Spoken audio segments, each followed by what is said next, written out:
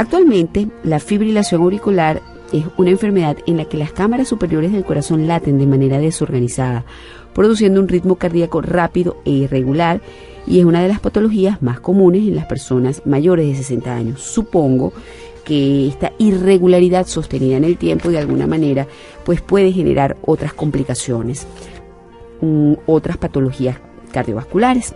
Pero para aprender sobre el tema nos acompaña el doctor Moisés Pulido, médico cardiólogo. Y bueno, precisamente vamos a ahondar en lo que es la fibrilación auricular y accidente cerebrovascular. ¿Qué es la fibrilación auricular? ¿Cuáles son los síntomas que genera esta complicación? Bien, la fibrilación auricular es un trastorno del ritmo cardíaco, en particular de las dos cámaras superiores que son las aurículas, que dejan de latir de manera coordinada. Ellas contribuyen a la función del corazón como bomba. ¿Qué síntomas genera esto?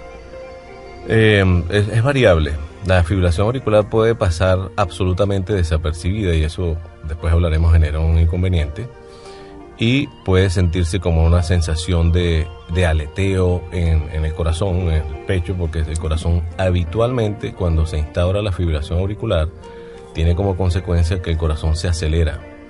Y llega, aun cuando la persona está en reposo, puede estar latiendo entre 150 y 180 pulsaciones por minuto, aún sin haber hecho ningún esfuerzo. Wow, entonces la persona, obvio, se siente agitada sin razón aparente y me imagino que le debe dar como un susto. Exactamente. Entonces, el enfoque que tenemos de la fibrilación auricular y de sus consecuencias lo derivamos de tres aspectos fundamentales. El primero de ellos es el que acabo de mencionar, que es que el corazón se acelera y hace incómodo al paciente el estar, porque puede generar desde mareos, pérdida de conocimiento, dificultad para respirar o dificultades para hacer esfuerzo físico. Esas son las consecuencias derivadas del incremento de la frecuencia cardíaca. Después vienen las consecuencias debidas a que el corazón ya no está funcionando como bomba de manera óptima. Entonces otra de las manifestaciones es insuficiencia cardíaca, porque el corazón deja de hacer su trabajo en forma adecuada. Entonces la persona encuentra que aquellas actividades que antes realizaba con facilidad, le falta como la respiración. Le falta fuelle, pues, como dice la gente. Está claro, se cansan. No es un cansancio de agotamiento, sino un cansancio de falta de aire. De falta de aire, ¿sí? Exactamente.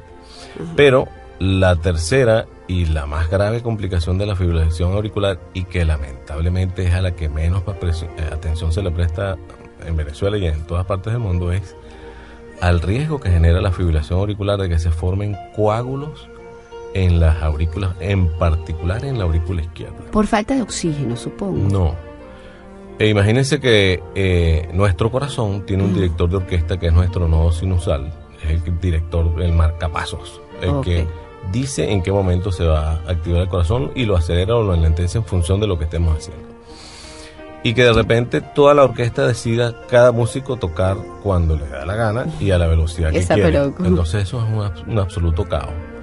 La activación eléctrica de las aurículas puede llegar a ser hasta de 300 veces por minuto. Y eso, por supuesto, impide que la aurícula se contraiga. Entonces la aurícula queda sin actividad contráctil y la sangre que llega a la aurícula queda como en un éxtasis, se estanca. Claro, y se coagula. Y la aurícula izquierda tiene un sitio que es como un recoveco, un huequito ahí que se llama la orejuela, donde es más fácil que se estanque la sangre y se coagule. Ahora bien, ¿qué lo origina? ¿Qué lleva o conduce al corazón de un individuo a desarrollar este desorden en el latir, en su ritmo cardíaco, sobre todo en la parte auricular? Sí, bueno, a grandes rasgos en general. En nuestro ambiente hay dos causas fundamentales de enfermedad cardíaca, que es la hipertensión arterial y la enfermedad de las coronarias. Toda vez que el corazón se deteriore por cualquiera de estas circunstancias, ¿puede desarrollar esto? Habitualmente, una de las consecuencias de un corazón que está generándose en una patología es que el ritmo se altere, y la fibrilación auricular es hoy por hoy la principal causa de arritmia supraventricular. O sea que siempre tiene que haber quizás una patología silente que esté enfermando el corazón para que se dé este desorden. Sí, silente o no, pero habitualmente ese es el curso inicial de una hipertensión que genera cardiopatía hipertensiva o cardiopatía isquémica, y después sobreviene, en la medida que se va deteriorando el corazón, sobreviene entonces la fibrilación auricular. Eso es lo habitual. Pero, y como mencionaste al principio, es una afección principalmente a partir de los 60 años, donde la prevalencia puede llegar hasta cercana al 30%. ¿Está bien? Pero también es bueno hacerle saber a la gente que se puede padecer de fibrilación auricular a muy temprana edad. Y mientras más temprano aparece, entonces comienza a ganar... ¿Qué tan temprano? Desde la adolescencia, y es muy raro verlo en la infancia porque el tamaño de las aurículas de los infantes no permiten que se desarrolle fibrilación auricular. Ok, ahora, en esos casos que son excepciones, por así decirlo, Ajá. ¿por qué se da la fibrilación Ahí auricular? va. En esos grupos, hasta hace poco se terminaba catalogando a estos pacientes después de haberlos examinado de manera exhaustiva, y lo único que se encontraba era la fibrilación auricular, y no se encontraba una explicación porque no hay hipertensión, no hay cardiopatía isquémica, no hay diabetes, no hay nada. Bueno.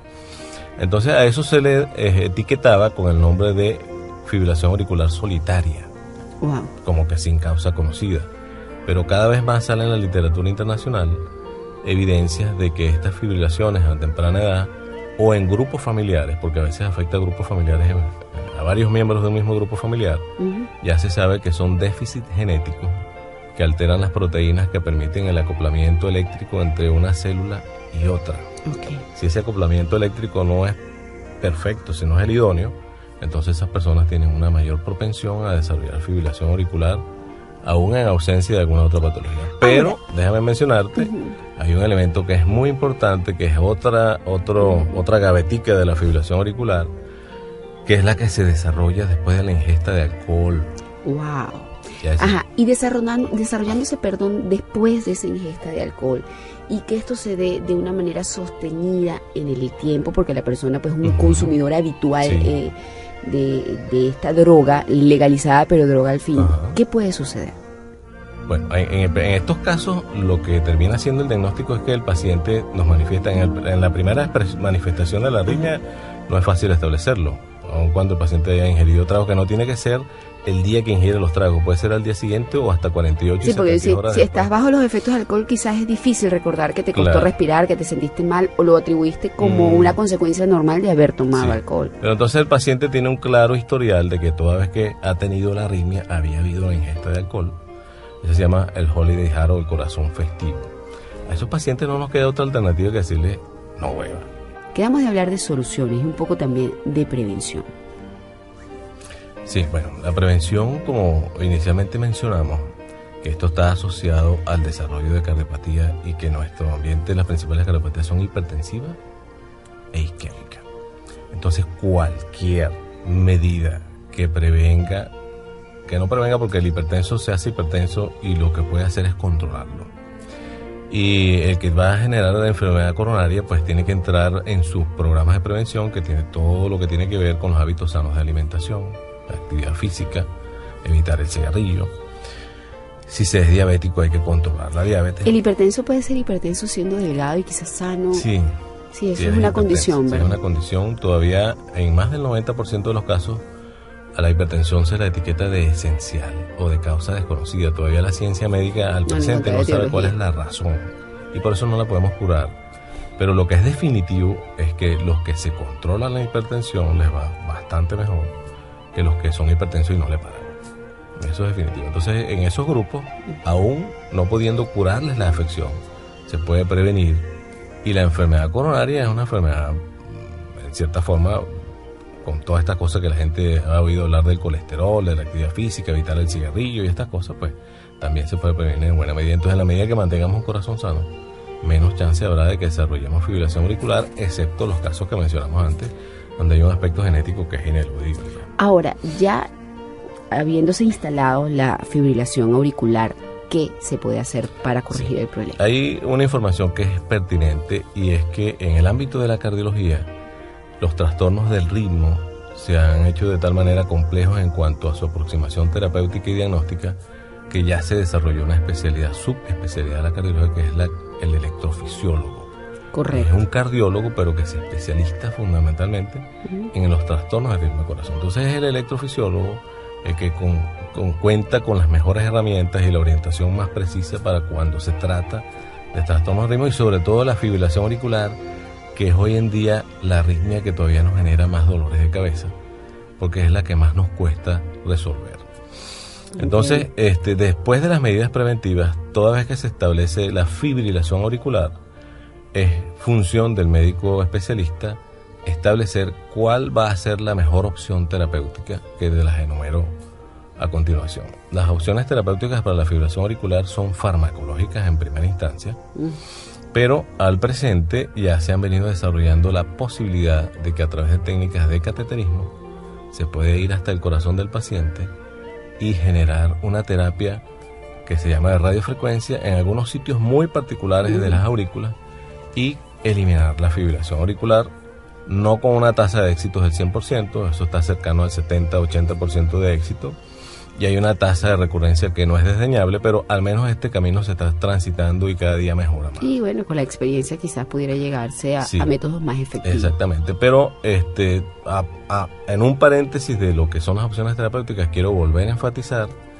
que de la fibrilación auricular la principal consecuencia, la más nefasta y la que puede dejar peores consecuencias, no es que se acelere el corazón, ni es que yo me canse, que esas cosas las podemos resolver en cierta forma, es que se vaya a generar un infarto cerebral porque se desprendió un coágulo del corazón y vaya a la cabeza o a algún otro órgano, y esas sí son secuelas fatales que algunas veces dejan lisiada a una persona.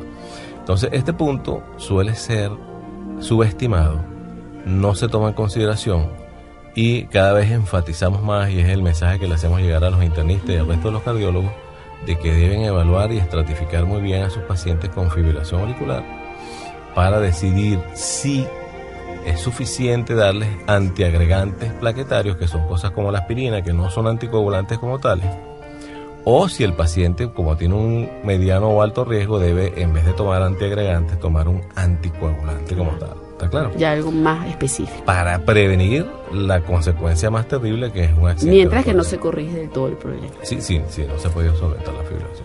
Bueno, muchísimas gracias por habernos acompañado, doctor. Muy interesante su participación en el programa. Estuvimos conversando con el doctor Moisés Pulido, médico cardiólogo. Nuestro tema fue fibrilación auricular y accidente cerebrovascular.